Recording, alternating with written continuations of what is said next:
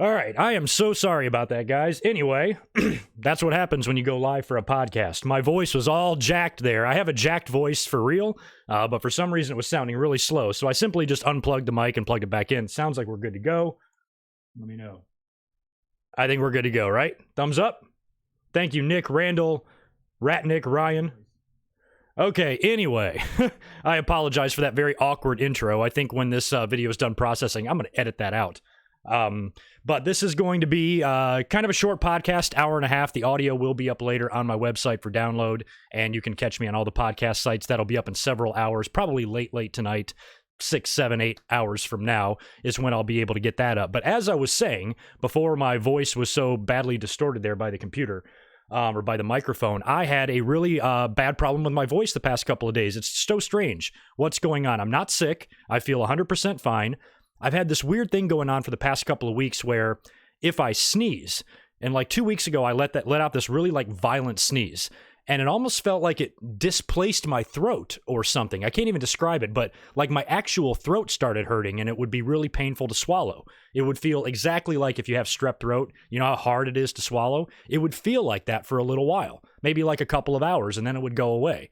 So it's been nothing but a minor nuisance. Every time I sneeze, my throat, like the actual throat, hurts, like the muscles or something in there. Well, Thursday night, I'm sitting here actually preparing for this podcast, and I let out a really loud sneeze, and it hurt my throat so bad that after I couldn't talk, and I had a completely hoarse voice all day yesterday. So if I talk quietly, you can't really notice. If I try to raise my voice, that's when you notice. So I wasn't sure. I was going to see how I felt today when I woke up, if my voice feels any better, and it definitely feels better, but it's definitely not 100%. So I thought about maybe coming up tomorrow, but I don't know. I wasn't sure if that was going to be too late to do a podcast since we turn around and do Monday Night Raw the next night. So if it was all possible, I wanted to come up here and do this with you guys today. So I am here. I just might not be shouting quite as loud. I'm certainly not going to be yelling because that's when my voice gets distorted and I kind of sound like a combination of Brian Pillman and John Laurinaitis. But anyway, that's what's going on for me personally. For those of you who are just tuning in now, for the 100 of you that are in here, I sincerely apologize for that opening technical difficulty. I did not do a sound check, and that's what happens when you don't. But we've got that figured out now. This is going to be another loaded episode. Like I said last week, I'm never going to come up here and say that we don't have a ton to talk about. So the format for this week is going to be, we're going to talk about wrestling news first. Then I'll get into the WWE Draft, Monday Night Raw, SmackDown Live results. We'll talk about NXT, All Elite Wrestling. We'll preview Crown Jewel. We've got a bunch of matches for that announced now. And another great edition of NWA Power this week in wrestling as well. So it wasn't the greatest week in wrestling, but there's so much going on. There's always some positives, and we're going to talk about a lot. So I think this week we're going to discuss news first. Last week we were pretty light on the wrestling news, so I waited until the end. But today we're going to get into that first. Also, as you guys know, excuse me, for this podcast, anytime there's a super chat, I will answer all of the super chats today. However, I kind of go back and answer them a bunch at a time during the podcast. This is not like a Monday Night Live or Monday Night Raw live stream where I answer them as we go. I'll answer them in between subjects here and in between topics. And I can already tell with the way my voice sounds, I don't know how long I'm going to be able to hold up here. So I'm going to try to get into all of this before my voice completely shoots out, and I'll play Monday by ear. I should be good to go on Monday to be up here to live react to Raw. So it kind of sucks when your number one tool in both of my jobs, my regular job and my part-time job here on YouTube, my voice is my most important tool. So I cannot afford to lose it. I'd rather saw off a couple of fingers than permanently lose my voice. So anyway, hopefully we can get through this podcast, and it does not bother you guys too bad that I don't sound quite myself today. So I'll take intermittent sips of Ralph's purified drinking water here as we go on through these subjects, and hopefully my voice will hold up. Big hello to all of you that are in the chat right now, by the way. I see you in here. I've got it pulled up over here, so if the super chats come through, I'll see those in my peripherals, but we'll get to them as we go through here. Let's start off with wrestling news. I wanted to elaborate a little bit more on the Eric Bischoff firing. Now, I did a whole video on this when the news broke earlier this week, I think on Tuesday. I came up and did a live stream. Now, this was a very new story. We didn't have a whole lot of details at the time of my live stream, so I was just coming up giving random opinions on it. And I was pretty surprised that Bischoff was let go this quick, considering he was only hired 4 months ago with Paul Heyman. They just started on SmackDown. They haven't even had a chance for shit to tank yet and then fire him. You know, he had 1 week's ratings decline, but who cares? Nobody was expecting WWE to carry over that first week's rating on week 2. So Bischoff's firing and the timing of it was very strange. There's been a lot of speculation and a couple of rumors and stories floating around there from WWE insiders. One report that came out of The Observer from a WWE official was quoted as saying, quote, Eric had absolutely no vision, and once we were headed into Fox, everything was falling through the cracks. He messed up multiple times with Fox. Eric also had no stamina for the rigors of the job. So I don't know which WWE official said that. Eric Bischoff has tweeted out a couple of things, tweeted some support to his friend Bruce Pritchard, who was named as his replacement.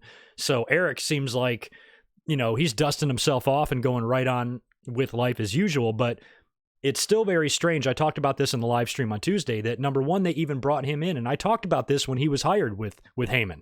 I was like, you know, Heyman I understood. Heyman's been in the company for a long time, and Heyman's been in a creative position.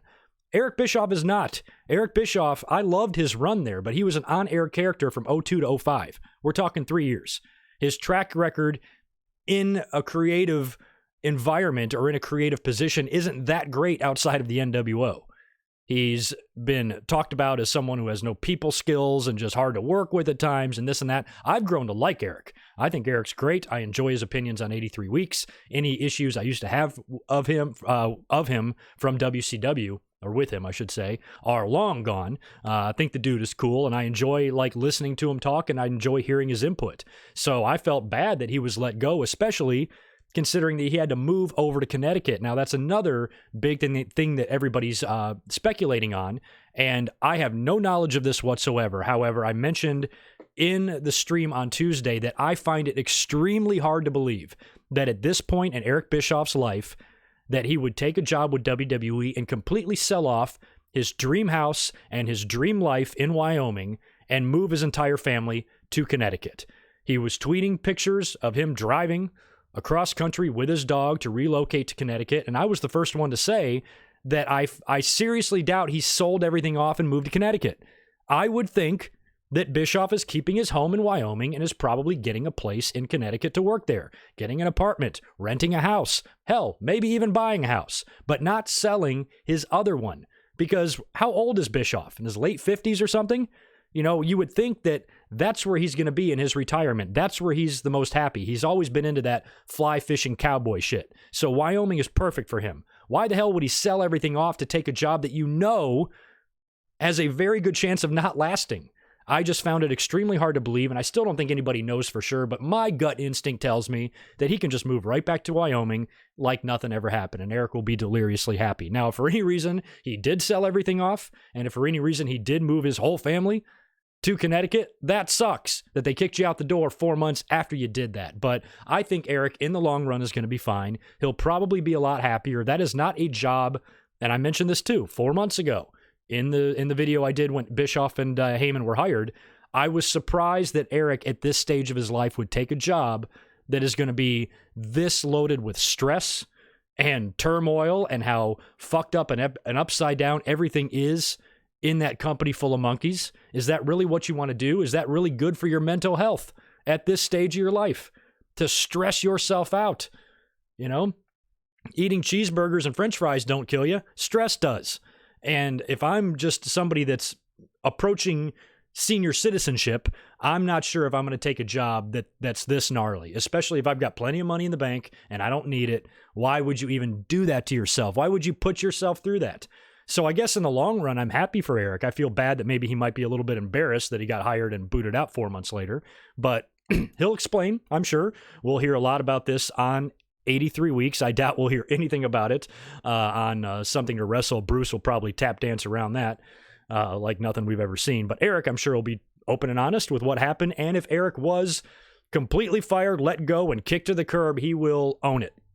Just based on what we've heard of him and the way he speaks and the way he handles himself, I'm sure he will say, yeah, they let me go. I was not cutting the mustard. I was not delivering to them what they wanted, and they let me go, and I understood. I seriously doubt he's going to shoot hard on WWE, and I don't even know if the podcast is out yet. He might have already said something about it.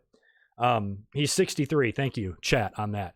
So I don't think Eric is going to be somebody that's going to be horribly bitter about this. I'm sure maybe he's upset about a couple of things, but he's not a guy that I think, needs to go to All Elite Wrestling with a live mic and cut some sort of shoot promo. Doesn't need to be like that. Whatever he wants to do, however he wants to shoot on WWE, he can do that on his fucking podcast. He does not need to do that on Dynamite. But it's curious, too, the internal workings of that. We don't know if he was bought out of his contract. We don't know if there's any sort of no-compete that says he can't go over to All Elite Wrestling. And that was another thing that I mentioned, and I talked about this months ago, too, when Abyss, Jeff Jarrett, Jeremy Borash, Hurricane Helms, all those guys were brought in as backstage agents. Excuse me, I apologize for my voice. And then Bischoff and Heyman were hired in those roles. And I speculated that, do you think it's possible that WWE, much like they're trying to sign talent to stop AEW from signing them, do you think they might be trying to grab people that could have value in a backstage capacity as a producer or an agent or whatever, or a creative person? Maybe they're trying to scoop all those people up to give AEW less to work with in terms of their infrastructure. So those were all things that I kind of speculated on, and now that Bischoff is gone, I don't know if he's free to do whatever he wants, or if he has to wait out the duration of his contract, or if he's just going to stay out of the wrestling business. That might be the best thing for him. That's what I vote, because Eric has got a great podcast. Eric has got no reason to get back into this business that can mentally rape you. So I wish Eric well, and I feel bad that it happened this way, but in the long run, it might turn out to be for the best. But take care, Eric. What do you guys think about Pritchard, now being in that position? There's been a lot of the same type of chatter online that Pritchard tends to be kind of a yes man, is going to kind of do whatever Vince wants and not question or challenge him in any way. That's the way Bruce used to be. I think even Bruce has maybe been forced into admitting that by Conrad on the podcast. But again, with Pritchard, late in life, the meat and potatoes of his career is long behind him. I don't know if he's going to be a guy that really needs to kiss or smooch Vince McMahon's ass. If things don't work out in WWE, Bruce is fine. Bruce has got other avenues of revenue. And plus, he'll probably be a lot happier mentally. So I'm kind of hoping that maybe Bruce is a different person than he was last time he worked for WWE. And maybe he speaks up a little bit more, or maybe he tries to steer the ship or challenge Vince here or there. We don't know. I'm hoping that he's like that, but you never know. And WWE, even when they announced issued the press release, they mentioned Pritchard taking over, and they even mentioned it in kayfabe when Triple H made the announcement about the trade. When Alexa and Nikki were traded to Raw, he said Bruce Pritchard is already making big moves. So you don't know who the fuck's in charge. They're claiming that the networks are in charge of Raw and SmackDown, USA and Fox, and now they're open about Pritchard taking over for Bischoff, but they haven't mentioned shit about Paul Heyman being the executive director of TV for Raw. So it's like they're halfway kayfabing it and halfway not. It's a fucking mess. I don't know what to make of it. I'm going to roll through some more news here first. Take another sip of water. It's going to be a very annoying podcast with my voice. I apologize. Episode number 9 is going to go down as one of the worst. I'm kidding. CM Punk did a Reddit Q&A the other day, and he hints yet again at another return. And I don't know how many times we have to bring CM Punk and a potential WWE return up in any of my videos, but this one is at least worth talking about because he said something that I said he should say all along. And I even mentioned this a couple of weeks ago, and a couple of you challenged me on it. A couple of you said that CM Punk doesn't care about the money. And I said, well, he might not care about the money first, but when it came to signing with All Elite Wrestling, I would just demand some crazy price tag because it would be worth it to them to pay him that. He is literally the only game-changing name in the world. In the world. That includes Japan and Okada and everybody. I think he's the only name that could sign with either company that is Twitter breakable worthy. You know what I mean? He's the only one. So it would be well worth it for All Elite Wrestling, since they're a billionaire, since there's a billionaire behind him, right, to toss a bunch of money in him and have him show up at All Out. Give him a live mic. It would be such a win-win for Punk. First of all, he'd put a ton of money in the bank. He'd have to do no work because he could work a limited schedule, and he'd get to give a big FU to WWE, something he's been wanting to do for like 5 years. So it would be a win-win-win-win situation for all parties involved, and the biggest winners would be us. But that didn't happen. As a matter of fact, the opposite of that has happened. CM Punk has kind of pulled back on a lot of his aggressiveness towards WWE, a lot of his bitter feelings. And now with this latest Reddit Q&A, I guess he was asked what would it take for you to come back, and he basically said it would have to be for a very big bag. So basically he means a lot of money, and that's what I said all along. As like he should take WWE to the fucking cleaners. If they want him, I would demand some crazy price tag, because WWE, with all of their money, they might just be willing to pay that to keep him away from All Elite Wrestling. All Elite Wrestling might drive CM Punk back to WWE. Because the one thing WWE doesn't want is for that one game-changing name that exists to go over there. Bad news for them, right? So it might be worth it to them to spend a lot up front in order to save them some pretty heavy competition down the road if you were to go to AEW. And they certainly have the money to do it. Jesus, So now CM Punk is coming out and saying that if the money was right, he would do it. So here we are again with this shit. So I demand Brock money. I'd demand Brock money and a Brock schedule if I was CM Punk. CM Punk doesn't need to come back full time, but if he is going to come back to the ring ever, that window is closing as you get older. And if you want to have any sort of a significant run, then you probably need to come back sooner rather than later and stop dragging your feet. So if he's into this and WWE entertains the idea, he might show up on that WWE backstage show randomly one week, who knows? But maybe that'll be the beginning of it. And then if he does come in, maybe he can still get that WrestleMania main event that he so desperately wanted back in 2013 and never got. So we'll see how that develops and if any more comes of that. But CM Punk, no matter how much we try to ignore him, no matter how much he even says he's done with wrestling or makes it known that, he always pulls us back. We still hear his name chanted, and his name still comes up regularly. Not every few months, like every few days on professional wrestling websites and dirt sheets and all of that. So, he's never coming back. Well, if he was never coming back, he'd keep his mouth shut and he wouldn't say anything about wrestling at all, but he keeps hinting to shit. So I don't know. But very interesting. We'll see one day if CM Punk gets some sort of a big cash grab from WWE. Speaking of people not with WWE, it looks like Alicia Fox might also not be with WWE anymore. She has been moved over to their alumni section on WWE's website. Now, as of Thursday, that's what my notes here say because I did not look into this today.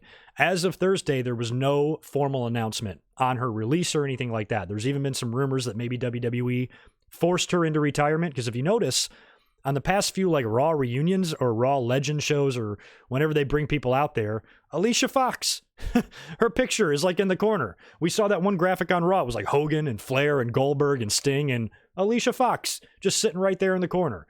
So she's had some issues. We know she's had some behavioral problems. She was sent home from a couple of trips. Maybe WWE's sick of her.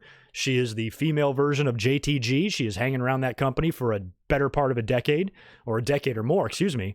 And she's still there. And maybe WWE doesn't want to fire her because they don't want to be too big of dickheads, but at the same time, they have no use for her and they want her out of their faces. So they have now pushed her to the alumni section. So we'll see if she ever reappears on TV in any sort of a match again. I don't think so. I want to talk about real quick while I take another sip of water. I wasn't aware of Rhonda being in the alumni section, Joey. She might be.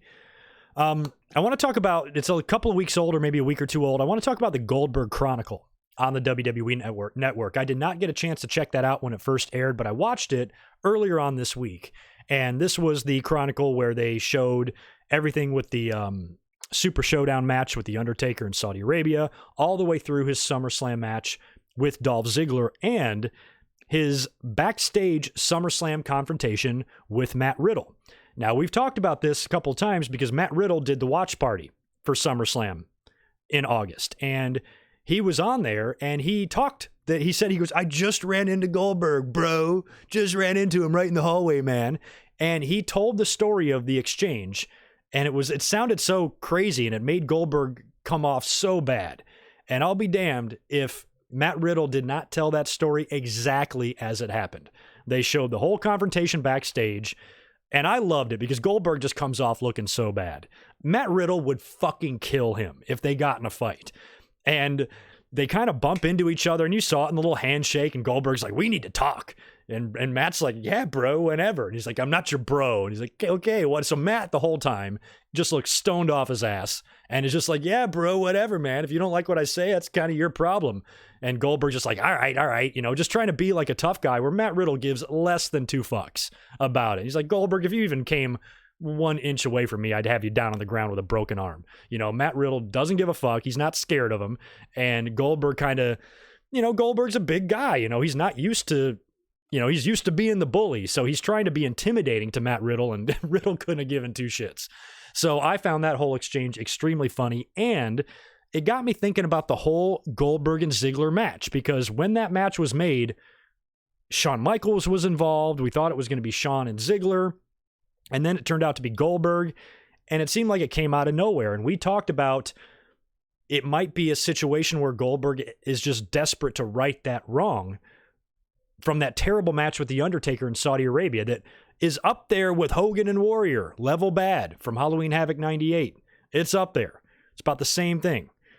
So that's kind of what I thought that was about. But then when I was watching the Chronicle, they followed Goldberg to Saudi Arabia, and then they followed him to SummerSlam and his match with Dolph Ziggler. So what I'm thinking is it was probably more WWE's call to right that wrong than Goldberg's, because if they were chronicling Goldberg's return in Saudi Arabia for his match with The Undertaker, maybe that's where the Chronicle, maybe that's where the little documentary was supposed to end. But it can't end that way, with Goldberg having the worst match in fucking wrestling history, knocking himself out, bleeding all over the place, where even The Undertaker is visibly, noticeably breaking character on screen to show his displeasure for how bad this match is. So if that was really going to be a little mini doc on the network, WWE had 2 choices. Just don't run it, or try to fix it. So maybe they were like, look, we need to put you in a match with somebody that can make you look good. And there's really only one guy on the roster that can do that better than anybody, and that's Mr. Cell himself, Dolph Ziggler. So I think they might have thrown that match together last minute after the Saudi Arabia debacle just to make that Chronicle worth watching. Because imagine if that SummerSlam shit wasn't on there. Imagine if Goldberg and Undertaker was a good match. That would have been all you needed. Why would he have to come back and work with Ziggler at SummerSlam? So I think that might have all been thrown together for the purposes of this documentary. That's just my own brain turning there. I don't know what the official story is, but I wanted to mention it to you guys and see if you had seen it. I also want to mention, I'm not going to do a full review here because I just don't. There's too much going on. Raw, SmackDown, NXT, AEW, pay-per-views out the ass. NWA Power, that's been streaming live for 2 weeks now on YouTube and Facebook, has been a wonderful breath of fresh air. I love this show. It's extremely easy to watch. It's only an hour long. It's simplistic in its entire format, which sometimes I don't think like a throwback show would be good for years and stuff. Like ECW One Night Stand was great, but I don't know if you can do that shit every week. But this NWA Power, I am loving. I love the backdrop. I love the studio promos. I love some of the surprises that we're seeing. And this was another show that delivered. Very fun show. We had Damian Sandow, or what's his name? What the hell's his name? Aaron something. Anyway, I forgot his name. I don't even have it written down here. But Damian Sandow comes out and cuts a promo. Looks like he's going to be in NWA at least for a few matches now. We had a Trevor Murdoch sighting, which I don't even know what the hell happened to him. And I'll tell you what, that guy is tailor-made for the NWA environment. He even looks like Dickie Murdoch. And he lost to Ricky Starks, but I was really happy to see him there, because if you're trying to, recreate that old NWA feel, having a good old boy like Trevor Murdoch is perfect for that brand. I hope he sticks around and we see more of him. We had a Colt Cabana promo, and he introduced Mr. Anderson as his tag team partner, so I'm liking the little surprises that we're getting. I was not expecting to see Damian Sandow or Colt or Mr. Anderson or Trevor Murdoch. That was a lot of fun. Commentary is still on point. Jim Cornette is great. And the only thing I worry about as it relates to Jim Cornette is that my favorite thing about NWA Power is there's no Aaron Stevens. Thank you guys. My favorite thing about NWA Power is there's not a cloud of negativity surrounding it like there is everything else. Right now, you've got this, I call it a stupid war between NXT and AEW fans. It's a stupid war. It's two stupid groups of people fighting with each other. And there's negativity all over the place. Everybody shits on WWE, and it's AEW versus WWE, and Raw sucks, and this and that. You know, MVP put it best this week. Nobody hates professional wrestling more than professional wrestling fans. But I think with the NWA Power Show, it's nothing but positive.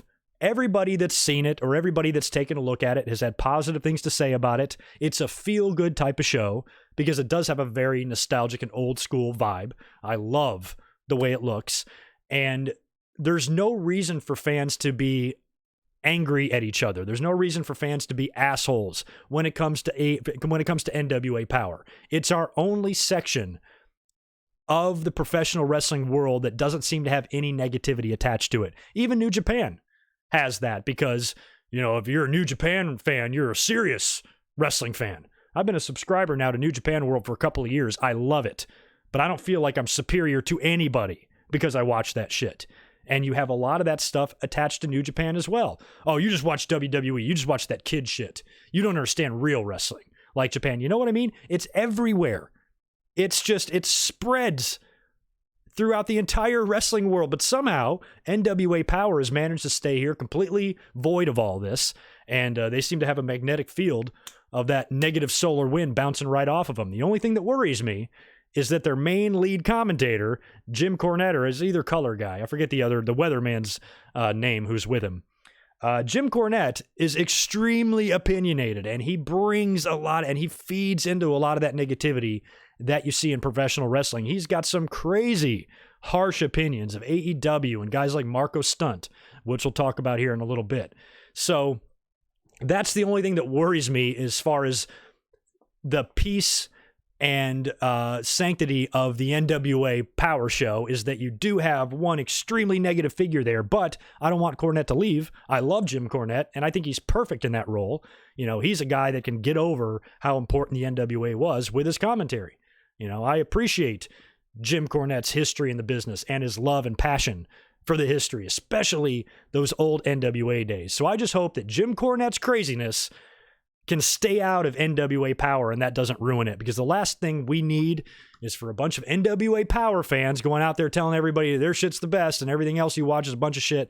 All that. We just don't need that. So NWA Power is the one little shining twinkling star in this sea of negativity in professional wrestling, and I love it. So I'm not going to cover the show match by match every week, but I think every single week in the Winged Eagle podcast, I'm at least going to mention something about the show because I'm going to do my very best to watch it every week. It's easy to find, easy to watch, like I said, an hour long, and it's just nice. It just gives me a nice, warm, fuzzy feeling. You know what I mean? I think that wraps it up for the news. Let me just kind of scroll here and see if I'm missing anything. Let me go over here to the chat. We got a pretty good audience in here right now. For the 234 people that are in here, I want to once again apologize for my voice. I'm only about 80% with a hoarse voice. If you rewind back to the opening of the video, I explain what's going on with me. And the very opening of the video, there is a big technical problem. My voice is all slow and the mic was all fucked up. So I'm going to try to edit that out ASAP. But I apologize for the way I sound this week. I'll get my act back together for next week. We're going to start, I guess, with Monday Night Raw. We got some shows to discuss. Now, again, there's so many shows here. I'm not going to go through and talk about every single match and every single outcome, but there is a good amount to discuss, at least on Monday Night Raw, because the draft concluded on Raw. We had night 1 on SmackDown, and then they finished everything up on Raw with night 2. Now, the show opened up with a match between Becky Lynch and Charlotte Flair. Now, Charlotte replaced Sasha. This was supposed to be Becky versus Sasha. The winner, their brand would get the first pick of that night or whatever. So Sasha was not cleared. She was not cleared prior to Hell in the Cell either. So I guess they thought she might be cleared in time for this match. She wasn't. They replaced her with Charlotte, who at the time was representing SmackDown, but was also in the draft pool. So she was representing a brand that she wasn't even going to be on, which was just weird. This whole draft is a mess. Charlotte got rolled up in a crucifix and got pinned, surprisingly, by Becky. So Becky beat her there, and Raw got the first pick. And they, of course, picked Seth Rollins. So Seth Rollins, not surprisingly, stayed on Monday Night Raw. So before we get into some of the matches that took place, other than that Becky-Charlotte match, let me tell you who got who in all of this. So for round one, actually, why don't we just do everybody? I'm just going to talk about who Raw got. There was 6 rounds on Monday Night Raw. Stephanie came out and announced every one of them, and it is so bad. I can't even think of another word. I need to look up synonym for bad. Horrible, atrocious, awful. She comes up there and she basically just reads name after name. It's so incredibly frustrating how WWE tries to pretend. They love to pretend. They love to play. And they sit there, they set up these bullshit pre-taped war rooms with this phony enthusiasm, everybody high-fiving and shit between picks. But yet Stephanie is just reading the names off one at a time. It's not like she's announcing a pick and then there's a 3-minute countdown clock or something like that for the war room to select their next pick. She's just reading them off. And as she reads them off, the war rooms are like high-fiving like they accomplished some shit. It's so bad. How stupid does the WWE think we are? I mean, if they want to pretend this shit is real, they're doing a horrible job about it. I mean, they're bringing out tons of USA Network and Fox personalities, the NFL crew and Troy Aikman and Joe Buck. And then on USA side, you've got Al Roker and, geez, who else do they have? They had a bunch of people. Oh, the Mad Money guy from CNBC or whatever. All sorts of random-ass personalities putting their 2 cents in on this draft when they clearly don't have any knowledge of it. It doesn't look good. It's WWE stroking themselves. What does it accomplish? We as wrestling fans don't give a fuck that you are hobnobbing with Joe Buck and Troy Aikman. I don't care. Keep them off of TV. It's not necessary. They love to flex their muscles. They love to show their cocks. It's what WWE does. That's all this is. It's just this fluffy nonsense. And we don't need it. It's just WWE getting to display how big they are. Look at all these celebrities that talk about us. I hate it. And it just doesn't come off right. I mean, WWE, I even put it on Twitter the other day that it seems like they are more interested in pretending that it's a real draft. Like if they would have put half the amount of energy into the actual draft and the creative part of it, trying to figure out who's going to go where and structure this thing to make sense or at least be a little bit realistic. But they put all of that time, energy, and focus into creating your war rooms and giving your draft tickers and having Fox and USA and NBC personalities and having Triple H announce trades and trying to pretend like you're the fucking NFL. Meanwhile, none of these drafts or none of these decisions that are being made makes any sense at all. Like none of it, especially with that trade, that Alexa and Nikki trade was the straw that broke the camel's back for me. Because it was just like, wait, they drafted them as a team, or no, they drafted them one at a time, essentially wasting picks, and then they're going to trade them both away as a team for a future pick, and we don't know what, and all that shit. And we'll talk about the trades here shortly, because there's a big one. There's a big piece where everybody landed. There's a big piece of the puzzle that one guy that I don't think really fits on a certain brand. So we may see him come over to Monday Night Raw in some sort of a trade. But here's who Raw and SmackDown got on Monday. Raw got Seth Rollins with the first pick. Then they got Charlotte Flair, Andrade, the Kabuki Warriors, which is kind of interesting. They're the current tag team champions, and they did explain how the tag team titles were going to work. The Kabukis are drafted to Raw, so they'll be a floating champion. However, if and when they lose the belts, Kairi Sane and Asuka must stay on Monday Night Raw, which is pretty good. You got Becky, Charlotte, Asuka, and Kairi all there. That's some pretty solid women's wrestlers on that one brand. They also drafted Rusev, Aleister Black, Cedric Alexander, Humberto Carrillo, Eric Rowan, Buddy Murphy, Jinder Mahal, R-Truth, Samoa Joe, Akira Tozawa, Shelton Benjamin, Rey Mysterio, Titus O'Neil, and Liv Morgan. So that's who Raw got. SmackDown got Brock. He was their number 2 pick. The entire faction of the New Day, Daniel Bryan, Bayley, Shinsuke Nakamura, Ali, Dolph Ziggler and Bobby Roode, Carmella, The Miz, Baron Corbin, Shorty G, and Elias. So that mostly kept the talent in place. And a lot of people were complaining about that. And I think it's cool, too, of WWE. Give props to WWE for this. They kept the couples together. Did you notice that? And we knew that. I was talking about this on the live stream on Monday when they drafted Andrade. I'm like, I bet you they're going to draft Aleister Black because he's with Zelina, right? So we had Charlotte and Andrade staying together. We had Becky and Seth staying together. Aleister and Zelina get to stay together. And Carmella and Corey Graves get to stay together. And there might even be some others. But I at least think that's cool that WWE didn't purposely split people up. Oh, it looks like Rusev and Lana will technically be together as well. So they didn't really split people up. That's kind of nice. Normally WWE can be dickbags about that. I did mention the trade. Triple H did some sort of a YouTube video where he announced a trade of Alexa and Nikki Cross to Raw. Wait, where the fuck they go? To SmackDown, right? They went to SmackDown, and Raw is going to get a pick, in some future pick, and he didn't really say what. Now, I don't think it would be a really fair trade to send The Fiend to Raw for Alexa and Nikki, but I'm wondering if that will eventually lead to it, because I don't know. I always had Bray Wyatt pegged for Raw.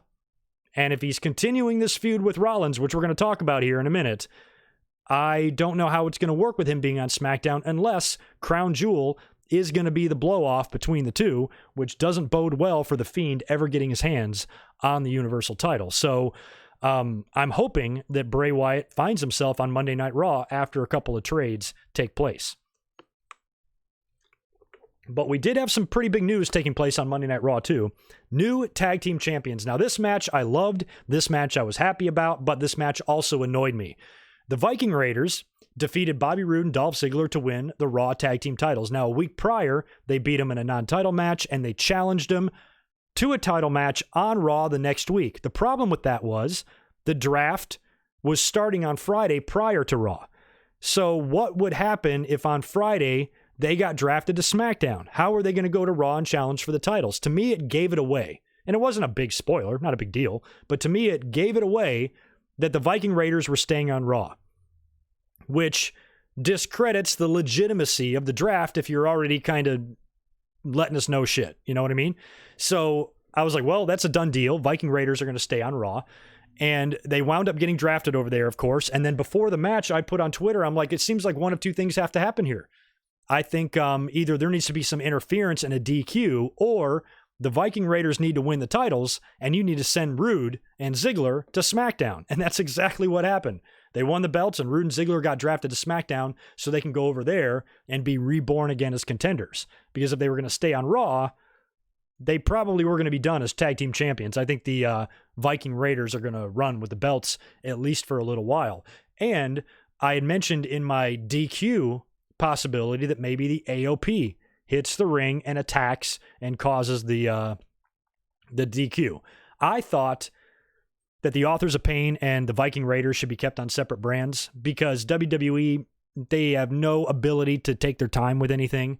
So if you have these two teams on the same brand, they're going to be faced head-to-head almost right away. And I don't really want to see either one of those teams lose. The Viking Raiders are on a fucking roll. I enjoy their matches. I think their gimmick is weird. I think they're only mildly over sometimes with the fans, but the fans definitely react to their matches. Their fans are definitely not bored with their matches. Maybe the gimmick a little bit, maybe their promos, but the matches themselves have all been fantastic. And this was a really good little tag team match here between these two. So I was happy that they won the belts, but, to me, it was telegraphed pretty, like a whole week in advance. And also, my idea of keeping Authors of Pain and War Raiders on separate brands is out the window because Authors of Pain have signed with Monday Night Raw. All of the people not drafted according to the rules can sign with whatever brand they want. So the Authors of Pain have chosen to be on Monday Night Raw. So like I said, it's only going to be a matter of time, probably immediately, that they're going to be put head-to-head with the Viking Raiders. And those might be some fun matches. It's just, I'd hold off on it. I wouldn't do it this quick. I probably would have sent them over to SmackDown if it was up to me. Speaking of tag team matches, here's a funny one. The Kabuki Warriors were going to defend the tag team titles against Natalya and a mystery partner. Now, Natty comes out, gets on the mic, and announces her partner as being somebody that I've speculated on. I mentioned a couple of weeks ago that maybe Natty and Lacey could form a tag team when all this is done, when their feud is done. They're similar in size. They're both strong women. I even said that you could put them in like a Hart Foundation gimmick. Put Lacey in a leather jacket and some Bret Hart shades. She'd look amazing. And I thought it might be a fun team. Well, Natty announces Lacey as her partner, but Lacey's on SmackDown. So how the hell is this going to work? If it's a floating title and Natty and Lacey win the titles, then fine. They can be a team and they can float. No big deal, right? But if they lose, it's a one-night partnership. So what's the point? How can they continue this alliance if they're now on separate brands? I'm not surprised that they did a partner or an alliance between Natty and Lacey, but I am surprised that they did it just for 1 week when they presumably now can't do it again unless you put them on separate brands or on the same brand. And I'm not crazy, right? Natty's on Raw, Lacey's on SmackDown, right? There was no trade that happened that I missed.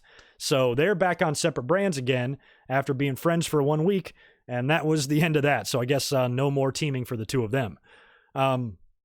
We had some good matches on Raw, like 4 mid-card style matches that might become more common now that this draft is concluded.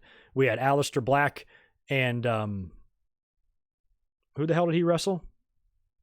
Oh, Eric Young. Aleister Black wrestled Eric Young. Cedric Alexander took on Buddy Murphy. Andrade took on Ali. And Ricochet took on Shelton Benjamin. Now, I liked all those matches because all those people are on Raw. Or maybe not Ali. Ali's on SmackDown, right? Right? Jesus, see how confusing this is? If we see matches like that more on Raw, provided that everybody's used properly and gets over, these are stars that you would think this draft was designed to give opportunities to have matches like this. Why can't we get more Andrade? He's been on the roster now, the main roster, for what, over a year? That's my dryer going off there. He's been on the main roster for over a year and has done jack shit. You know, we thought he would be in a world title program or at least a U.S. title or intercontinental title or something. Almost right off the bat, right out of the chute, and he's done nothing.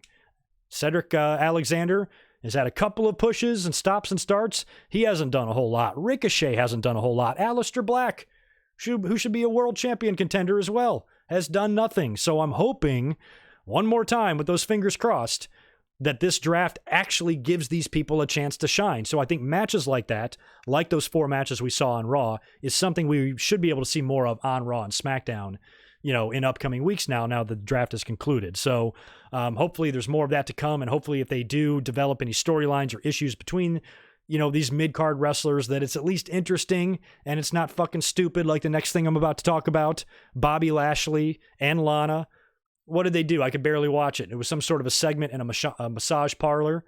Lana is laying on the table in a little towel and she's naked, and then in walks Bobby Lashley in his little white towel and his big shit-eating grin on his face. My God. And he's oiling her up and she's talking about how she wants it deep and hard and okay, PG, whatever.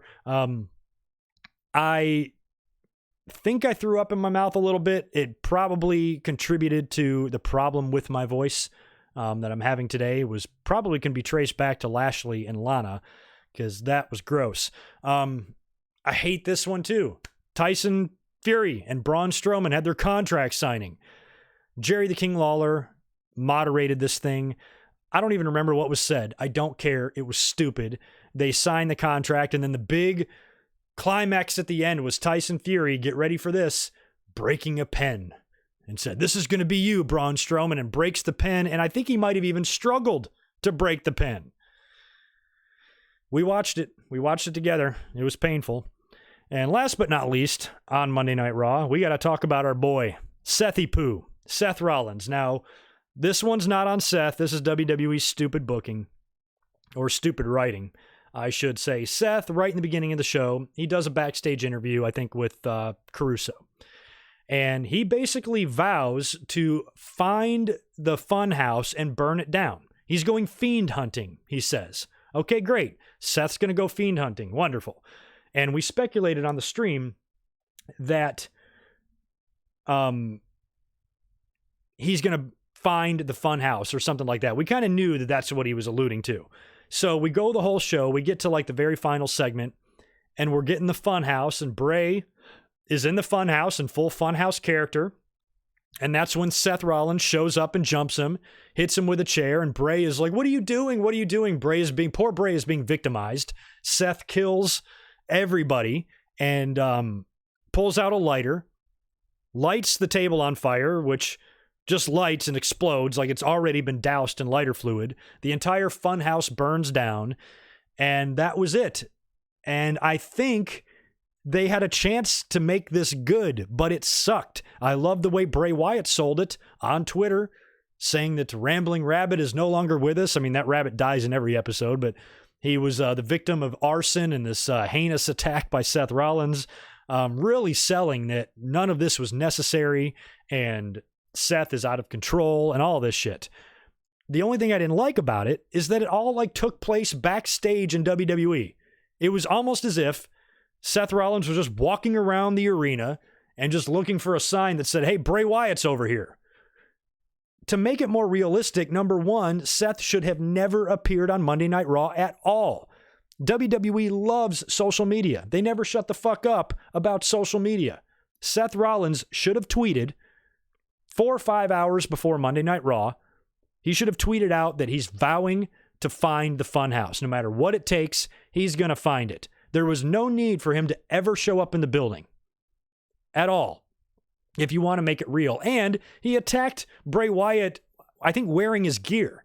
Now, the camera never shot below his waist, but I'm sure he was in his boots and his fucking tights and his stupid Burn It Down t-shirt and his hair all oiled up and everything. If they wanted to be realistic, he should have shown up in a hoodie or a baseball hat and some jeans with some brass knuckles and a baseball bat. And a bottle of lighter fluid. You don't just drop a lighter on something and it fucking explodes. You know, he should have doused everything with lighter fluid and lit it on fire. I mean, at least Kane had the decency to do that and then dumps gasoline on somebody before they lit him on fire. Kane's smart. So the whole thing was extremely, I can't believe I'm saying this, unrealistic, because the whole Bray Wyatt character is kind of crazy. But come on, WWE, at least make it good. At least make it feel somewhat real, like Seth is legitimately psycho or really going out of his mind, or Bray has gotten to him to the point where he's doing crazy things, including murder and arson. You know, and I mean, they went off site with the New Day and Randy Orton. Remember, Randy Orton burned down some house with Sister Abigail in there. That's what the Funhouse should have been. Seth should have gone in there and kicked everybody's ass in the Funhouse, lit the inside of the Funhouse on fire, and then just do a wide shot, like an over-the-shoulder shot of Seth in a field watching this thing burn. That would have been better, but no, they burned down a cardboard partition backstage in the fucking arena. That I hated. It was so hokey. And it just, I can't believe how right we were about Bray Wyatt. Remember when The Fiend, we first saw him after the Funhouse segments a few weeks, and we realized what WWE was doing and how awesome we thought it was, but how we all said, every damn one of us, we were taking bets. How long is it going to take for them to ruin it? Well, they've done it. And now they might even be in a bigger problem because they've booked this rematch between the two at Crown Jewel. Get this. It's a Falls Count Anywhere match. Is it a Last Man Standing or Falls Count Anywhere? I think it's a Last Man Standing. No, it's a Falls Count Anywhere. Excuse me. Crown Jewel, Bray Wyatt versus Seth Rollins. Falls Count Anywhere match with this. I can't say it without laughing. With the special stipulation that the match cannot be stopped for any reason. What if someone wins? Does it stop then? So basically WWE is saying, okay, we fucked up. We just want to let the fans know that we're not going to try to pull some shit like we did at Hell in the Cell and get out of this match without a winner or without a title change or whatever. But now this is almost like having this stipulation is booking them into a corner, because I got to be honest, I don't know if I see Bray Wyatt taking the title at Crown Jewel. I was on the phone with my buddy Daniel, who I've mentioned before. Just the other day, we were talking about this. And he goes, correct me if I'm wrong, but The Fiend is going to win the title at Crown Jewel, right? And I'm like, I mean, I don't know, but I don't think so. To me, it would almost be lost in the shuffle and the pageantry of those other two fuck matches that we have with Tyson Fury and Strowman and Kane and Brock. And I've been saying right up front ever since day one, ever since these Crown Jewel shows started, that it appears to me that WWE is going to do their best to give the Saudi Arabia crowd and the Saudi Arabia audience a glorified house show with a WrestleMania set. and there was never any reason to do a title switch over there. They had to last year because of Roman relinquishing the title. But aside from that, they would not have done one. Had Roman not gotten sick, he would have retained at Crown Jewel. Nobody would have dropped their belts there. And we were talking about how long it's going to take for the Saudi Arabian government to catch on to what WWE's doing, but I'm like, it might take them forever. This is a 10-year deal. We have 20 more shows to deal with here, almost 16. So we got a ton of this left. I'm hoping that if the Crown Prince is dumb enough to request Yokozuna, then he's dumb enough to not understand what's happening to him here. So I'm hoping WWE is just giving him really nice, glorified house shows with WrestleMania pyro and sets and a couple attraction matches here and there, like Shawn Michaels returning, like Goldberg and The Undertaker, and now like Cain Velasquez and Fury. But at the end of the day, nothing really will happen. You know what I mean? Because when you look at Shawn's return and Goldberg and Undertaker, those were just random-ass matches, never to be spoken of again. It doesn't have any bearing on what's happening really in storyline. Basically, they can go right about TV. If that Crown Jewel show comes in between a week of TV, you could just take the Crown Jewel show out of there and your storylines will still continue. You know what I mean? So I think WWE is just giving them a big show over there. And for the little kids over there, I'm glad they get to see that. They're no wiser. They don't know the difference. If you're a 6-year-old kid over there, you're just happy to see these guys. You know, you're not paying attention to the booking decisions. So I don't know how long it's going to take since they are paying so much money and we've heard them requesting specific wrestlers and specific things and shit like that. Oh, and plus we got Hogan and Flair going to be there as well for the big 5-on-5. So I don't know how long it's going to take them to smarten up and maybe start demanding some creative stuff. Now we have them to worry about. We already have Fox pulling a lot of strings, according to the fans, demanding that certain guys be champion and shit like that. Now you want to have a country's government do the same thing? You know, is that what we're getting? Is that where we're at right now in wrestling? This sucks, man. So based on how the card looks right now and the Hogan and Flair match and Kane and Brock, Tyson and Strowman, how does a Fiend title win even fit in here? Why would you do that? I want to see the Fiend win the WWE title. I do not want to see it in Saudi Arabia at 10 o'clock in the morning in California here. I want to see it at the Survivor Series or at the Royal Rumble or at fucking Hell in the Cell, you dipshits. Why didn't you put this belt on Bray at Hell in the Cell and then just have him retain against Seth at Crown Jewel? So I'm starting to think that Seth's walking out of Crown Jewel as the champion, which what does that mean? It means Bray Wyatt's got to lose. The match cannot be stopped for any reason, remember? And if it's a Falls Count Anywhere match, that means Seth has to win somehow. So the only way in my mind that WWE can afford to have Seth Rollins win this match somehow and not completely murder and destroy the Fiend is to have something crazy happen like interference on Seth's behalf. The Undertaker has been rumored to maybe do something with Bray Wyatt at some point. He currently is not listed for the Crown Jewel event. Maybe that's on purpose so he can make a surprise appearance. But I think if The Undertaker was going, we would know it because WWE releases a bunch of photos and dinners and all that shit with the Saudi people. So you would see him there and be kind of hard to hide him. You know, it's not like he's going to Cleveland, you know, where he can just hide in a trailer. So I think if Taker was going, it might be impossible to hide, but maybe Taker or somebody like that interferes and starts a new program with Bray Wyatt, allowing Seth to escape with his title and head back to Raw, you know. Or here's another situation that we're in. If Bray Wyatt wins the title, he is a fucking SmackDown guy. So then what? That's not a floating title. So does he go to SmackDown, or is that where you work in that trade?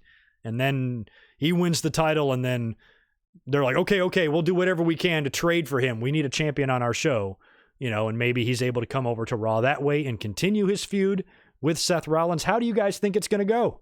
Tell me in the chat here, because I don't know how you book this now without fucking something up or ruining it, as if they haven't done that enough as it is with The Fiend.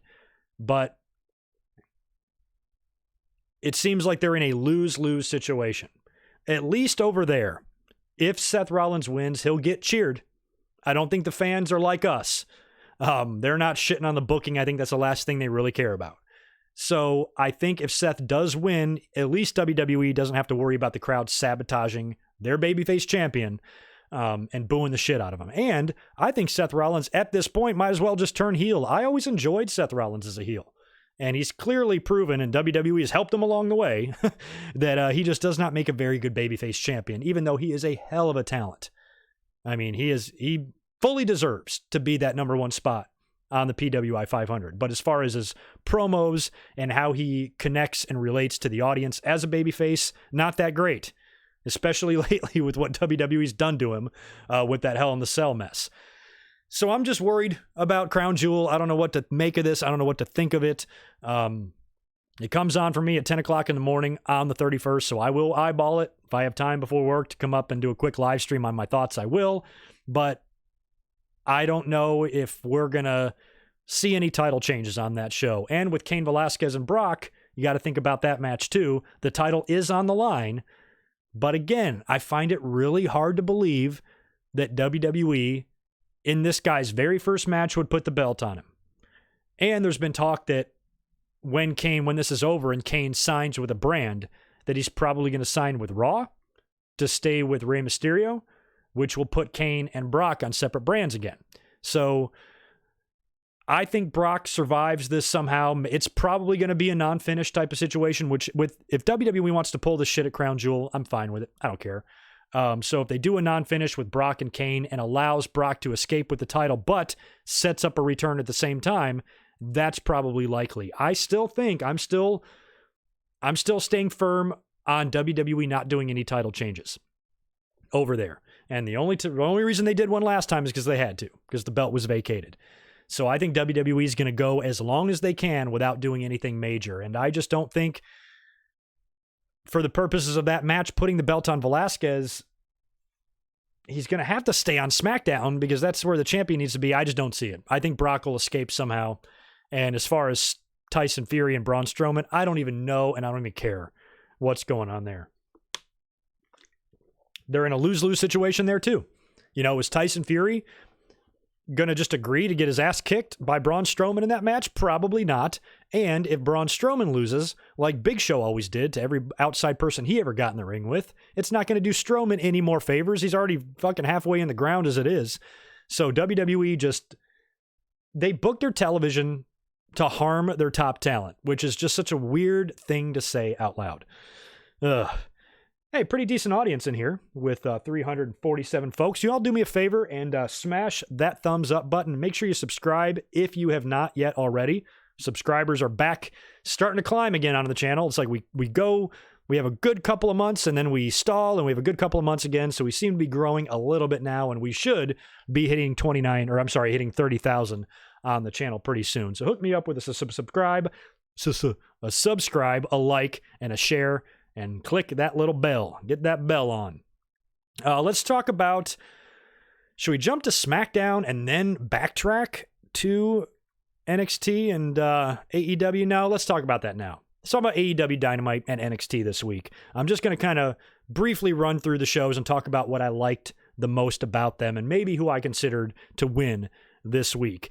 The ratings are in. We'll start with the ratings first because... the shows are down. Both shows are down. Now, AEW Dynamite is down again from the week before, but not by much. They're still over 1 million viewers. That's great.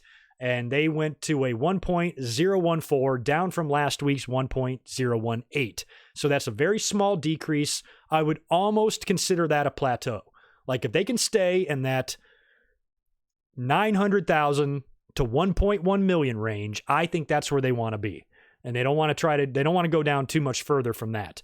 So they did decrease, but I think this was a moderate decrease where I'm not like freaking out. The 1.4 they got the first week, we knew they weren't going to get that again.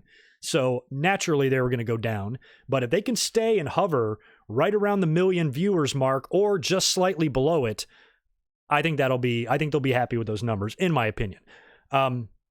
We had some tag team matches take place on the show. The first one was SCU taking on the Best Friends. Now, the Lucha Brothers jumped SCU before the match, nailing Daniels with like a cradle pile driver right on the ramp. And they brought out the stretcher and everything for him and wheeled him away. Announced later that he suffered a stinger. I thought maybe that was an injury angle. I thought maybe he was injured, and they did that to get him out of the match. He was replaced by Scorpio Sky, who was fabulous in that. He came out there in street clothes and joined up with Kazarian to take on the best friends, and he was wrestling most of the match with one shoe, some of the match with no shoes. The fans were even chanting about the fact that he had no shoes on, and at one point, the fans threw one of his shoes, I think the one that he was missing, back in the ring at him. Very fun. One of the things that I'm noticing in the first 3 weeks here of AEW that I think is just a huge positive is the overwhelming enthusiasm of the audience. I wish every wrestling crowd could be this way, because the fans, the hardcore AEW fans, are very vocal, and that's what they need to be. They don't need just to be vocal with their fucking fingers on Twitter. They need to be vocal at shows. If they love this company so much, they need to say so and buy tickets and go and react. And they did. All 3 of these Dynamite shows have been really fun to watch in terms of the crowd. They're into everything. They react positively to nearly everything, and they're having a good time. And Scorpio Sky, man, he really impressed. He is so stupidly talented. Give me some Scorpio and Ricochet matches. That would be all right. And they would go on to win. They beat the best friends. And I don't know how long Daniels will be out, but there's been a couple of replacements now in this tag team tournament, and these teams are advancing. And considering that the SCU and Lucha Brothers are still in this team, or in this tournament, and they're attacking each other, there was 2 weeks ago, I think there was a confrontation on the stage. Now, SCU gets jumped from behind by the Lucha Brothers prior to their match. You would think they might be setting up here for a Lucha Brothers and SCU final at this point, with the Young Bucks out and everything. That's kind of where my money's going. We also had the other tag team match I want to talk about in the tournament. It was supposed to be Jurassic Express taking on the Lucha Brothers in the tournament. Now, Luchasaurus got injured. This was last minute. I didn't even know about this. He was injured and had to be replaced. So he was replaced by the third member of the team, Marko Stunt, who we all know weighs 54 pounds. He's about as heavy as my sister was when she was 11. So he's in the ring and given a lot of offense. And Jungle Boy isn't that big in his own right, but the match, here's the thing about this match. Number one, it was very entertaining. The crowd was reacting positively to everything. Some people have been debating. There's this big Marko Stunt debate online right now. And some people are very vocal about it, and some people are like me that I don't even understand why there is a debate and why this even fucking matters. But some people have a really big issue in professional wrestling about something not making sense. Wrestling's a work. So the fact that this kid is so small, none of it's believable. He got in way too much offense on the Lucha Brothers, according to the naysayers out there. And he's too small, shouldn't be there, doesn't deserve his contract, and it sparked all sorts of debate on Twitter, which I mostly stayed out of because I do not care. I do not care at all. It makes, I'm trying to think of how to word this, because so many people were basically saying the kid doesn't deserve to have a job and that there's other people that should deserve contracts over him. And I'm like, are you really going to get on this kid for getting signed? The crowd reacts to him. It's not like they're booing the shit out of him. It's not like they're going to the bathroom when his match starts. He's got some sort of a following and he works hard and he is trained. He is not a clueless, bumbling idiot out there. I argue that he's more trained than maybe Spike Dudley was during his run. And I put that on Twitter. I'm like, if Spike Dudley can hold 11 championships in WWE, and The Undertaker's presumed dead brother can reappear 20 years later to reveal that The Undertaker purposely murdered his parents, then I'm perfectly fine with Marko Stunt hitting a DDT on someone. It is not a big deal.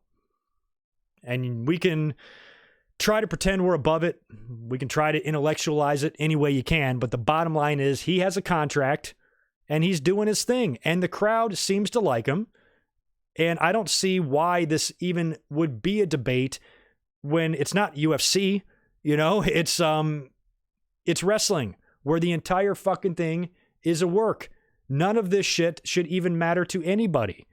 And you had Dave Meltzer putting his 2 cents in, probably making the mistake of comparing Marko Stunt to Rey Mysterio, which got everybody upset. What? It's not the same thing. Well, it is kinda.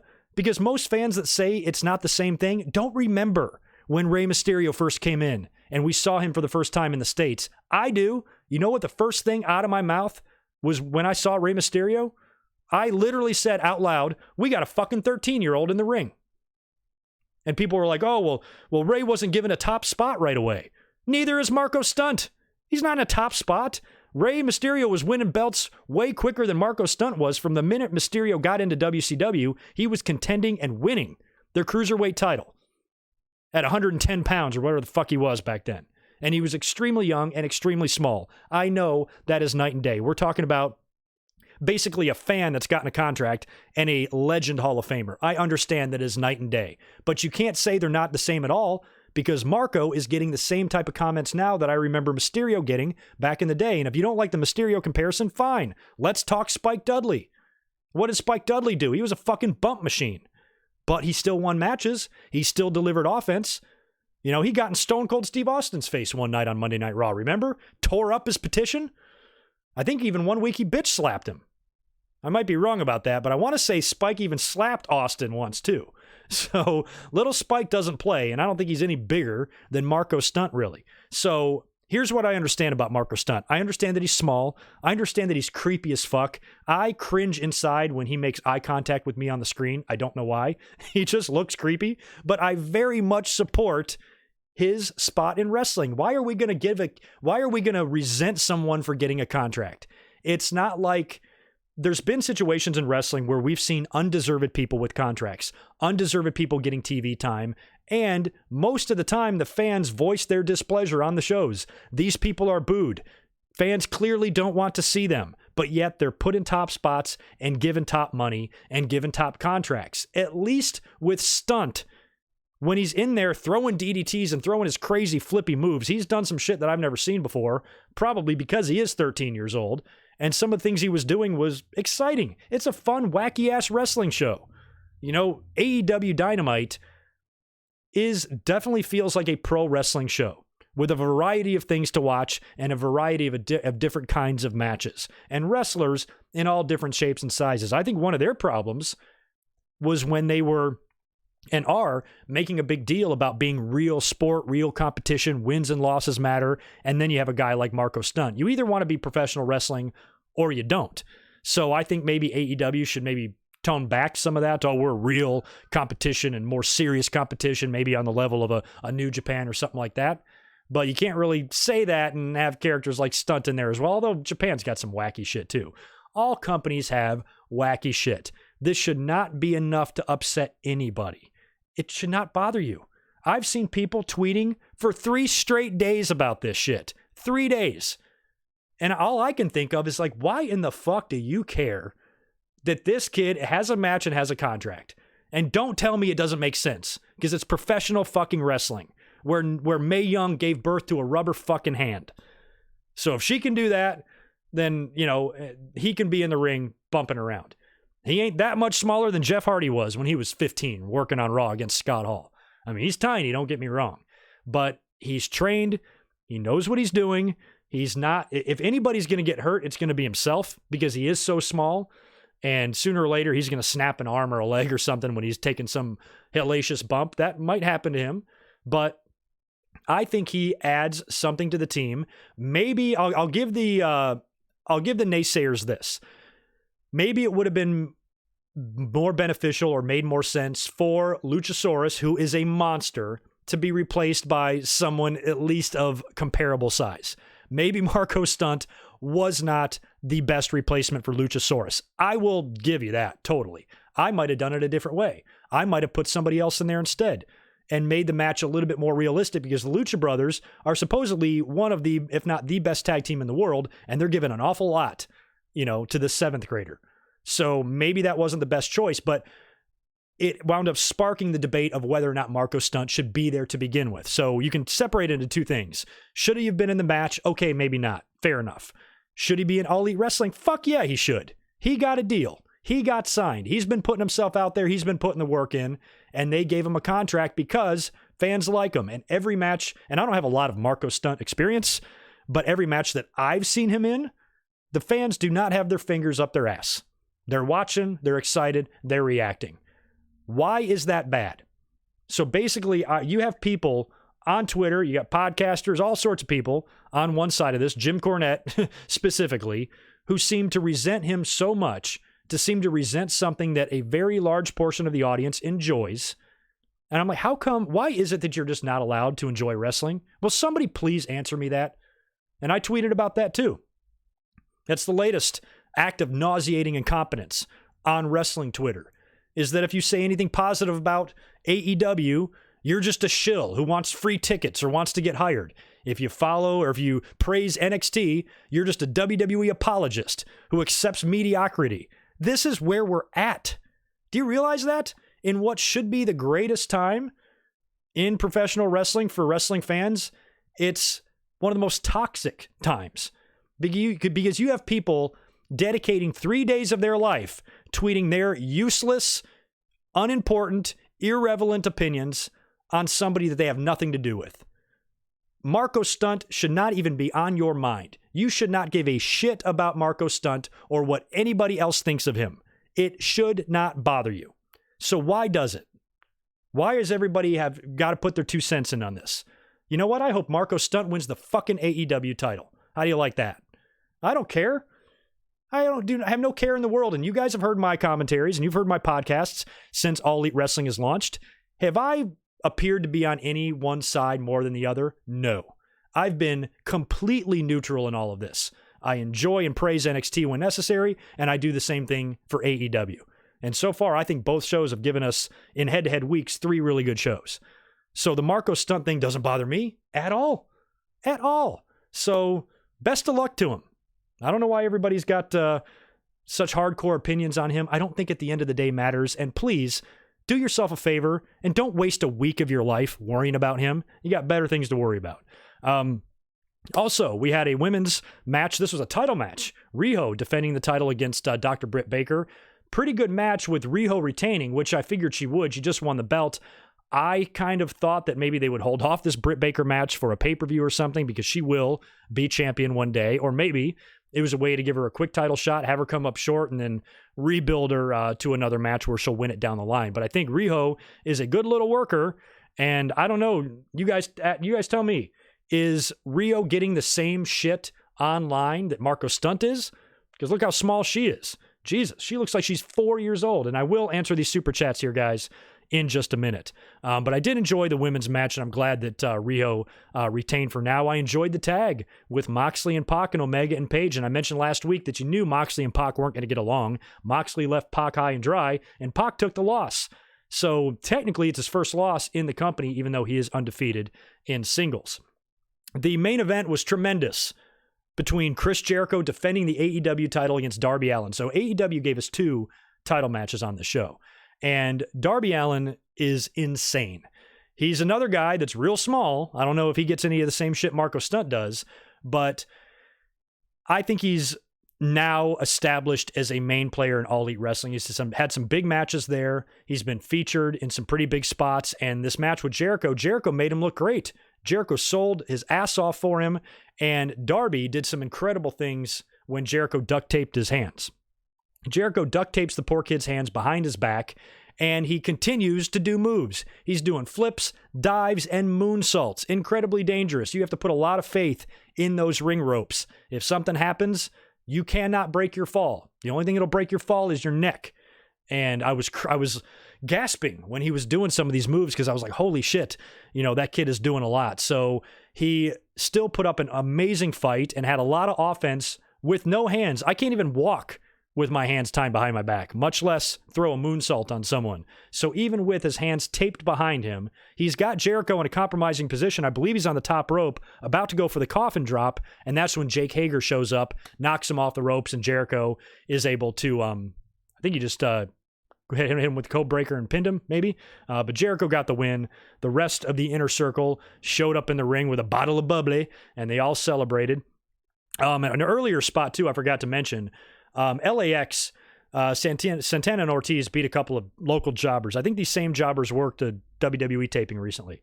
After the match, Jericho cuts a promo on the Tron and challenges the Young Bucks on Santana and Ortiz's behalf But during the entire Jericho challenge and promo, you've got, I think it was Ortiz, screaming into the camera, just saying, we're the best, we're the best, we're the best. That's right, just all hyped. And he's just literally screaming into the microphone while Jericho is trying to issue this challenge to the Young Bucks. So I think they should have just had Santana and Ortiz issue the challenge instead of Jericho. But Jericho is the figurehead right now. He's doing all of the heavy lifting and the promo work. So they used Jericho to actually challenge Young Bucks for that tag match. But you should have just had them do it themselves, because the way they were yelling into the camera was just ridiculous and fucking stupid.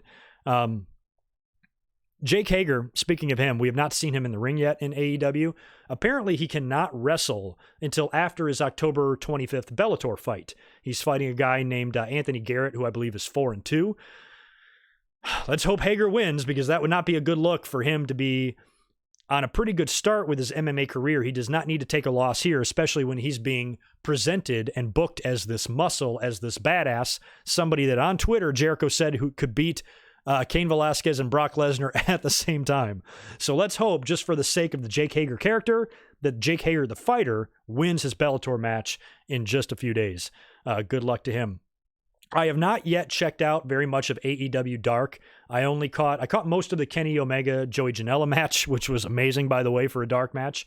But other than that, I haven't seen too much of it. But I did notice, they even put it up on their YouTube channel, that the AEW wrestlers brought the little miniature Orange Cassidy kid who was dressed up as Orange Cassidy in the front row, brought him in the ring and gave him the Connor the Crusher moment, had him pin Cody Rhodes in the ring. And I guess we can call him Tangerine Cassidy. So that was a cool little moment there. But overall, a really fun show for AEW 3 weeks in a row. NXT was great. We saw the return of Tommaso Ciampa. Oh, I'm sorry. First, let's talk about the ratings. NXT was also down. They were down more than AEW. They dropped to 712,000 viewers from 790,000. So that's 3 weeks in a row. That's a downward trend. That's a little bit alarming, because the more they go down, the more you worry that WWE is going to make some big drastic change to NXT, essentially murdering their identity, which I'm hoping they hold off for as long as possible. But you kind of smell that on the horizon if the ratings continue to decline here. But we had Tommaso Ciampa returning after being off, 6-7 months, something like that. And he defeated Angel Garza. No, my favorite part of the match was when he beat up the Mexican flag. He beat it up. He took the Mexican flag, he punched it, and then he put it in the corner and gave it the running knee. That was hilarious. Luckily, he was not in Brazil, so he was not suspended for 60 days, but it was a pretty funny spot in the match. Great tag team match as well. I mean, AEW had a couple of good tag matches with, the Jurassic Express and Lucha Brothers and SCU and Best Friends, and Marko Stunt and Scorpio Sky really stood out, but I might give the best match of the week nod to Imperium and Orny Lorcan and Danny Burch. That match was great. Really good, with Imperium picking up the win there. We had Matt Riddle beating Bronson Reed. Little show of respect there at the end. Killian Dane over Boa.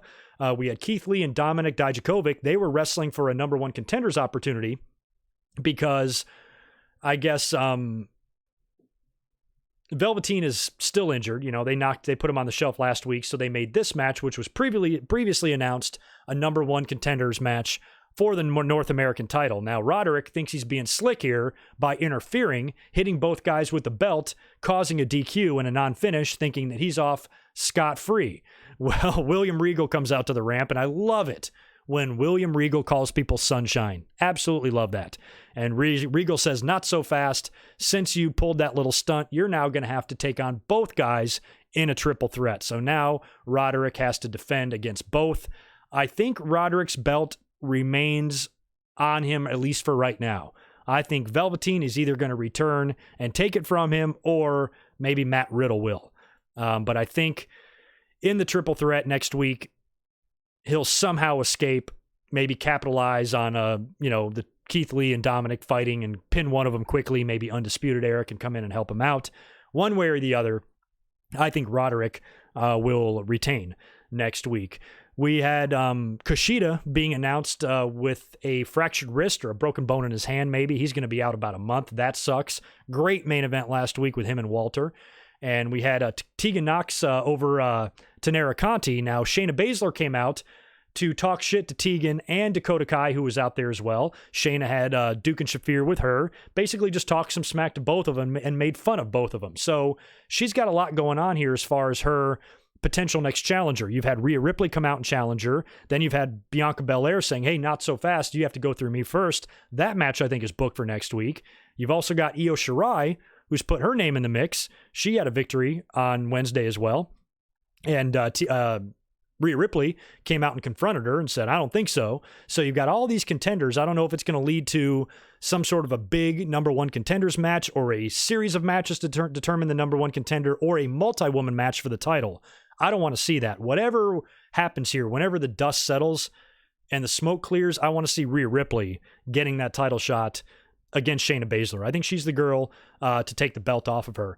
And finally, in the main event, Damian Priest won a really good match over Pete Dunne with a little bit of help from a low blow. Hit Pete Dunne with a low blow, which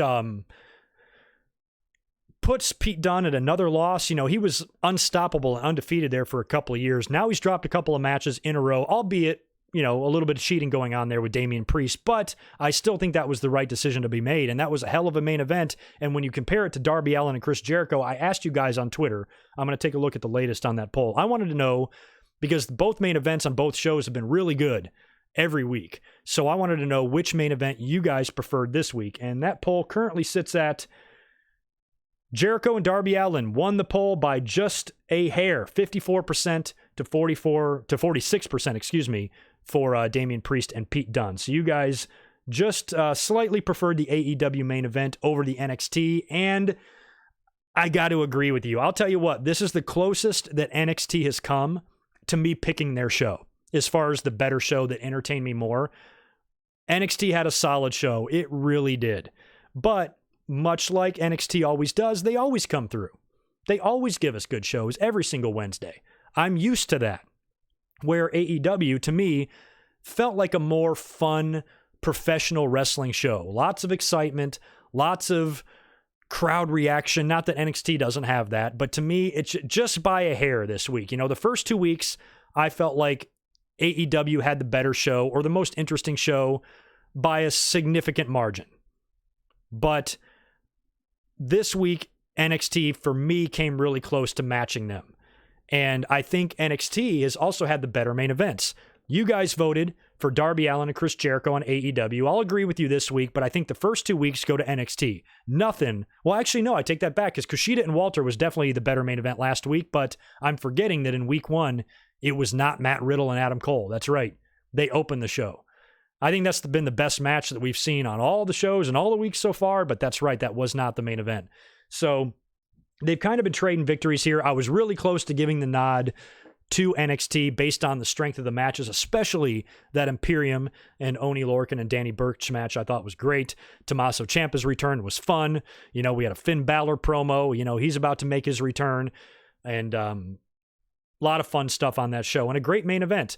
But AEW had 2 title matches, 2 really good title matches. And I think I'm just going to give the nod to AEW just by a hair. So if you disagree with me and you say, oh no, NXT won, trust me, I was real close to agreeing with you. I'm just going to barely give the nod to NXT or to AEW this week.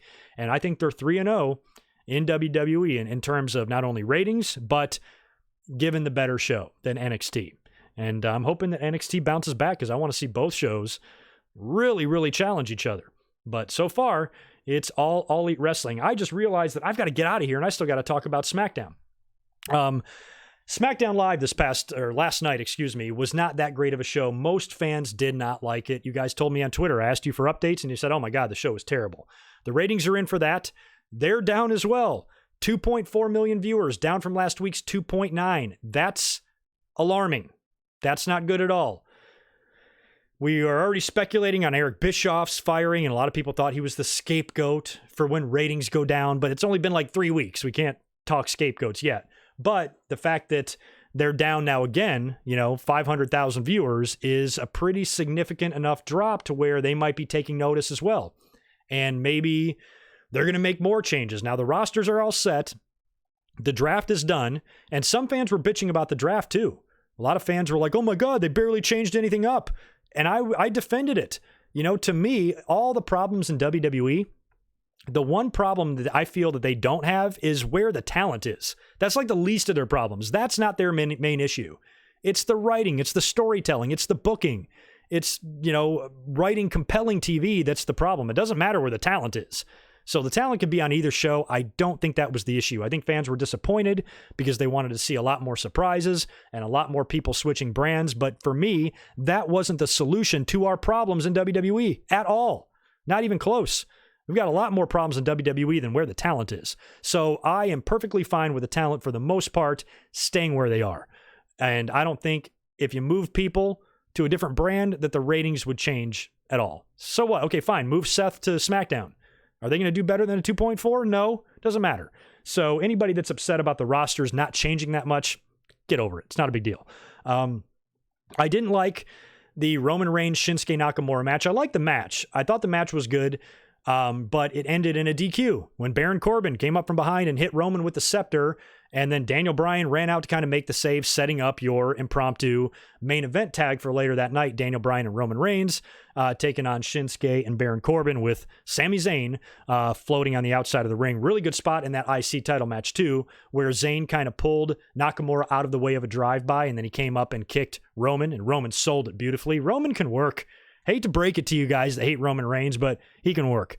Might as well talk about that main event too. Bryan and Roman Reigns, of course, defeated Nakamura and Baron Corbin when Bryan hit the running knees on Nakamura and got the pin. So, could we finally be getting that match? Are we finally going to get Daniel Bryan against Nakamura?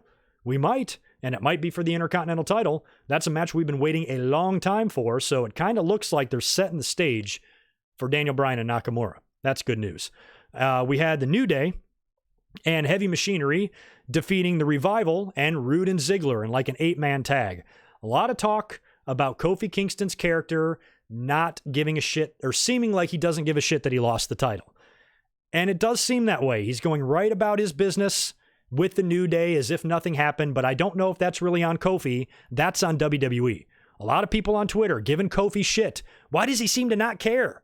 Because WWE's making him not care. WWE's putting him in a match that's just back to business for him. It's WWE doing this, not Kofi. I think it would have been better and maybe made a little bit more sense for Kofi to drop the belt prior to his match with Brock or something and then have the rematch on the first Fox. I don't know. Or maybe at least have one rematch with Brock or give Brock a little bit more of a fight. You know, he just got beat in 6 seconds and that was the end of that. And they really disappointed me with the way they took it off of him based on how he won it and the story that was told there. And then when they take it off of him in the snap of a finger and then pretend it never happened, that's where I think it's hurting WWE. So I have no issues with Kofi. I have issues with WWE making his character seemingly not even care at all that he's no longer the champion. And he's right back to doing what he was doing before he even won the belt. Jesus, I don't have much time to talk about this, but we got to talk about Shorty Gable. Shorty Gable came out to the ring. They've been calling him Shorty Gable for the past couple of weeks now. He's got a one-on-one match with Curtis Axel, who's alive. That's good. He beats him, cuts a promo in the ring, I think with Kayla, after the match, and talks about accepting himself and embracing who he is. And he embraces that he's short, even though I think he's like 6'3" or something. He's taller than me. Maybe not that tall. But he's going to embrace who he is, and you know, and he's fine with the Shorty Gable name. And as a matter of fact, why don't we just shorten it up to Shorty G? And there it is. We knew it was coming. We've been hearing about the Shorty G trademark for months now, and it's finally here. He is going to be called Shorty G. I'm going to do something crazy here. And I'm going to defend this slightly because I have this funny feeling. I just have this feeling inside that based on how much we're shitting on this, that watch this shit get over. How much you want to bet? You know, WWE is so stupid with putting a gimmick like this on a fucking Olympian. He shouldn't need it. He shouldn't need anything extra to get over, but WWE's doing this anyway. So here's what I predict happens. I predict this gimmick, or not WWE, excuse me, Shorty G. I predict Chad Gable gets this stupid-ass gimmick over. I bet you he does. And then WWE will ruin it. So they're already taking a guy that doesn't need anything else and ruining him. But then he's going to take this opportunity and make something out of it and make the best of it and turn it into something positive, and then WWE's going to ruin it again. Aren't they? You know they are. That's exactly what they're going to do. They're going to fuck this up royally on Shorty G. So I think he's going to surprise us because I think he's decent on the mic. I used to love it when he would do that shush thing to the audience. So I think he's got potential to get this gimmick over, as dumb as it is. But the problem with that is if he gets it over, WWE's going to yank the carpet out from under him. So Shorty G, yes, it's stupid. Yes, it's a picture-perfect illustration of what's wrong with WWE. Dumbass Vince McMahon back there saying, that's great shit. Shorty G, hell yeah. And we can print money with a gimmick like that. That's probably what he thinks. So they're going to take a stupid idea that's stupid on the surface and stupid all around, but the talent is going to get it over, and then WWE will take it away from us. So let's just sit back and watch that happen. We had Bayley and Sasha on Miz TV. I kind of like the way Miz always tries to stir the pot with people. And by the way, has the Miz moved in every single draft or shakeup we've had? He has, hasn't he? I can't remember what show he's ever on. So there's also been some talk, too, some rumors online about a potential Sasha Banks face turn. So that might be on the horizon here, especially with the Miz trying to stir the pot between Sasha and Bayley a little bit. Bayley getting on the mic and talking about how she's outgrown her idiotic fans and closes with the line, "Life sucks and then you die," which reminded me of Vince from back in the day. And that was kind of it there. So neither girl had a match this week. They just flapped their gums, and Bayley is trying to get over as a heel, but she just needs to be a little bit more heel. You know, she said she cut up her stupid Bayley buddies, which she hated, and said a couple of cool things, but I think she needs to be a little bit more vicious, a little bit more aggressive. We've got a new number one contender for Bayley's SmackDown Women's Championship, and that's Nikki Cross. Nikki Cross won a six-pack challenge over Sonya Deville, Mandy Rose, Carmella, Dana Brooke, and Lacey Evans to earn a title shot against Bayley. I don't know if that will be way ahead at Survivor Series or probably be on TV, most likely. Might even be as early as next week. And Hulk Hogan has also been formulating his Team Hogan team to go up against Team Ric Flair. Now, Seth Rollins, originally the captain. Here we go with WWE's poor planning again. WWE put Seth Rollins as the captain of the Hogan team at the time, thinking that they weren't going to do a title match there because they had tweeted out the Fiend and Seth Rollins rematch for Survivor Series. So then they're going to send Seth Rollins to Crown Jewel to be on Team Hogan, to captain Team Hogan. And then, after the colossal fuck-up that was Hell in the Cell, they've changed their mind and are going to have the Fiend against Seth Rollins now. And I said on Twitter when they announced this, I'm like, why are you doing this to Seth? Why do you constantly take every opportunity you can get to double book this guy all the time? So to me, and I tweeted that, I said, to me, it seems like they booked him in the Hogan match before they had the idea for the Fiend rematch. So they're going to have to pull him. They cannot make him do double duty. That is stupid. And they did. He was pulled from the match. He's no longer the captain of Team Hogan. He was replaced by Roman Reigns, which is a likely option there. Roman, I didn't think was doing those Saudi shows, but, you know, I know Kevin Owens is not going, and Sami Zayn, obviously, and Daniel Bryan will not be working the show. Roman will be there to captain Team Hogan against Team Flair, who is on these teams, by the way. We got to talk about that Crown Jewel match here. Team Hogan is Roman Reigns captain, Ali, Shorty G, Rusev, and Ricochet. Team Flair is Randy Orton, Baron Corbin, Bobby Lashley, Shinsuke Nakamura, and one more to-be-named participant. So hopefully we'll get that next week. Again, I don't think it matters. This Team Hogan and Flair match is just an attraction. I don't think it's a Survivor Series team match. I think it's just a 5-on-5, one-fall match. So it's just for bragging rights. And like I said, glorified house show with a couple of attractions sprinkled in is all I'm really thinking this Crown Jewel is going to be. And listen to this match that they have announced for Crown Jewel. They also have Mansoor, which I don't know what happened to him. He's that local kid. He's going to be taking on Cesaro. I don't know if he's working out at the PC or what, but he's got a match against Cesaro at Crown Jewel. And we have, this made me laugh, we have the largest tag team turmoil match in history to determine the best tag team in the world. So we had the World Cup to determine the best ever or whatever the fuck. Then we had the greatest Royal Rumble and the greatest this and the greatest that. See how easy it is to fool this audience over there? They just can come up with these stupid ass names for matches.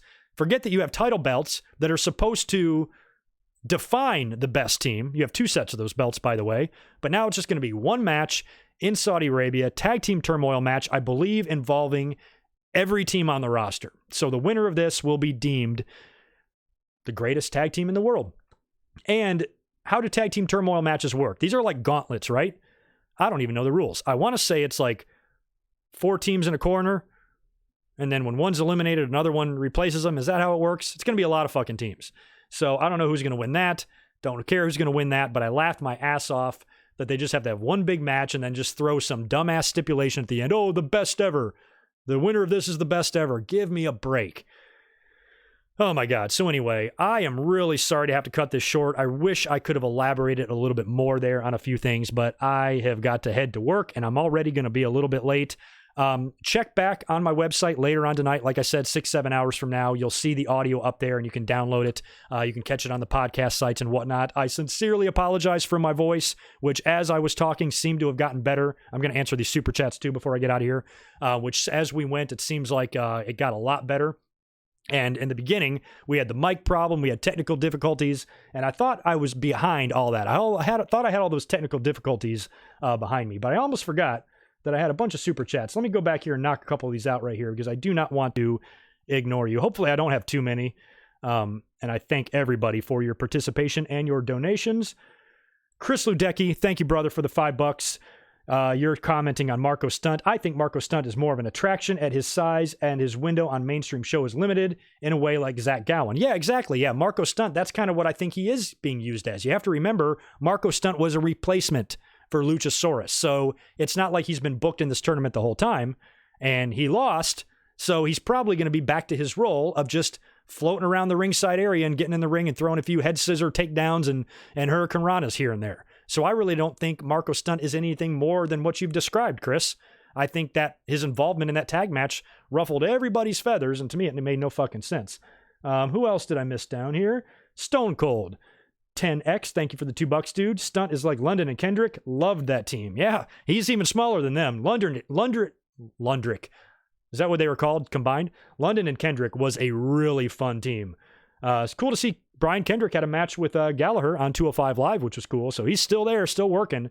And Paul London was the man. And another one, oh, I'm sorry, this one's from Crash. Thank you, Crash, for the $2. Are you going to do anything with your second channel? Possibly. I've had some ideas for that. More news on that upcoming. And DJ Glenn, thank you, brother. Thank you for the $5. I love it. The new podcast, I've added it to my work playlist. Also, shame. Absolute shame to anyone who doesn't smash that thumbs up button. Listen to DJ Glenn. That's good advice. I appreciate that, DJ. And again, I am so sorry for those earlier technical difficulties. I'm sorry for my voice. I'm sorry if this was not as streamlined as a winged eagle as I would have liked it to be, but, you know, it's a work in progress. And we have to learn as we go here, and hopefully my voice will be back to normal. It almost feels like it's there now. I think maybe I just needed to talk for 2 hours to get it back right again. But anyway, I'm going to get out of here. Luckily, I'm allowed to be late for work every now and then, so if I show up 10 minutes late, it's not a huge deal. But I want to thank you for hanging out today. I'll be up here, provided my voice holds up and I can talk, I'll be up here Monday night, live reacting to Monday Night Raw. And after that, I've got some more reviews in the works. I'll probably come up here for a midweek stream maybe. And of course, next Saturday back here for the Winged Eagle. And I promise you, I will be 100%. So thank you so much for hanging out today. You guys have a good rest of your day and rest of your weekend. And I will talk to you very soon. Y'all take care. Peace.